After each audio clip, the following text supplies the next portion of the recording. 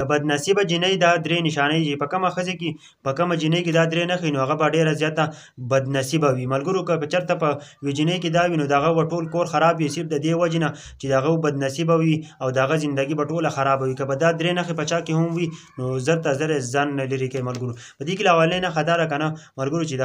چې کله دې خاوند نه وي که نه هغه به ډېره زیاته د خپل خاوند غیبت کوي او د خاوند چې کومه خاندان دی نو د هغه به ډېر زیات غیبت کوي. ملګرو دا ډېره زیاته بدنصیبه ښځه ده چې هغه د خپل خاوند غیبت کوي چې د هغه په سر باندې یو کور ته راغلی وي او د هغه خاندان غیبت کوي چې کومه خاندان کې چې دی نو کومې خاندان سره چې تعلق د هغې د خاوند دی نو چې هغه د هغه غیبت کوي که نه ملګرو نو دا ډېره زیاته بدنصیبه ښځه ده. په دویم نمبر باندې دغه دویمه ښځه هغه ده که نه چې کومه دویم قسم ښځه هغه ده چې که نه چې خپل خاوند خبره نه مني د خپل خاوند خبرې له اهمیت نه ورکوي خپل ځان منیجره کوي وایي چې زه پوهېږم او زما د خاوند نه پوهېږي وایي زما د خاوند چې دی نو دا بېوقوفه دی د خپل خاوند چې دی نو خبر له اهمیت نه ورکوي نو د ټولو نه بېوقوفه ښځه دا ده په دویم نمبر باندې چې کومه ښځې کې دا قسمه نښه وه که نه نو هغه به ډېره زیاته بېوقوفه وي ځکه چې خاوند یې ولاړ وي که نه او هغه خبرې کوي نو افسوس خبره دا ده چې که نه په دا به د ټولو نه بدنصیبه ښځه دا ده. او په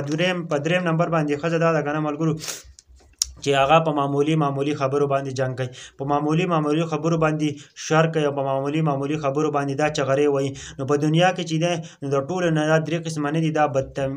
بدنصیبه ښځې دي چې په کومو ښځو کې دا نښانۍ نو هغه به ډېره زیاته بدنصیبه وي او د هغه کورونه به چېرته وي نه به سازېږي کورونه به ډېر زیات وران وي او د خپلو کورونو نه داسې قسمه ښځې ضرور وباسئ.